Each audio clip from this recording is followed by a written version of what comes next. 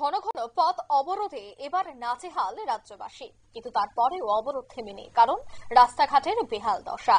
আর তাই বাধ্য হয়ে পথ অবরোধ করতে হয়, কারণ সংশ্লিষ্ট প্রশাসন পথ অবরোধ যতদিন না পর্যন্ত হয় ততদিন পর্যন্ত সেই কাজে হাত লাগায় না বলেই অভিযোগ অবরোধকারীদের। আবারও একই ঘটনা উঠে এলো।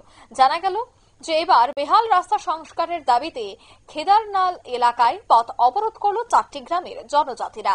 নতুন বাজার থেকে অমরপুর যাওয়ার রাস্তা অবরোধ করে খেদারনাল এলাকাবাসীরা আজ সকাল থেকে এই রাস্তা অবরোধ চলে।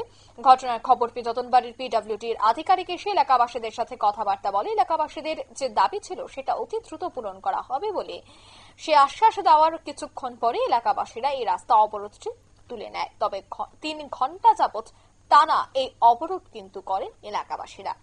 কি বলছেন সংশ্লিষ্টরা শোনাবো। থেকে ওটা নিয়ে আমরা হাসপাতাল নিয়ে যাওয়া প্রায় সময় আপনাদের এই সমস্যাগুলি হয়। সারা বছর এই অবস্থায় আসে, দীর্ঘ বছর ধরে সারা রাস্তায় মেনটেন্স কোনো কিছু কামই করে হয়েছে না। টুকটাক কাজ এলেও কোন জায়গায় কি করে এটা তারাই জানে। আপনাদের রাস্তাটা কি ব্রিক সোলিং রাস্তা আছে? আগে বহুত বছর আগে ব্রিক সোলিং করেছে, ব্রিজ গুলো পুরাটা ড্যামেজ হয়ে গেছে, কোনো কিছু নাই। কত বছর আগে হয়েছে ব্রিক সোলিংটা? ব্রিক সোলিং ন্যূনতম প্রায় 10-12 বছর আগে। তারপর আর কোনো মেনটেন্স নাই।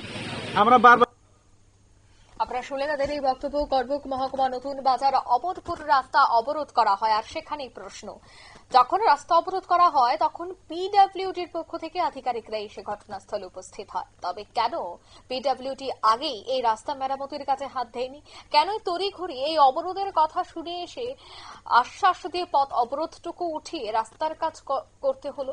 কেন আগের ভাগেই এই ব্যবস্থাগুলি করা হয় না? কারণ এই অবরোধের ফলে বহু মানুষ এই রাস্তা দিয়ে চলাচলের ক্ষেত্রে ব্যাক পোহাতে হয়। তাই এই ধরনের সমস্যার কবে হবে চির নিয়ন্ত্রণ, তা নিয়ে কিন্তু একাধিক প্রশ্ন রয়ে আছে। নিয়ে নিচ্ছে ছোট্ট একটি বিজ্ঞাপন বিরতি, সঙ্গে থাকুন।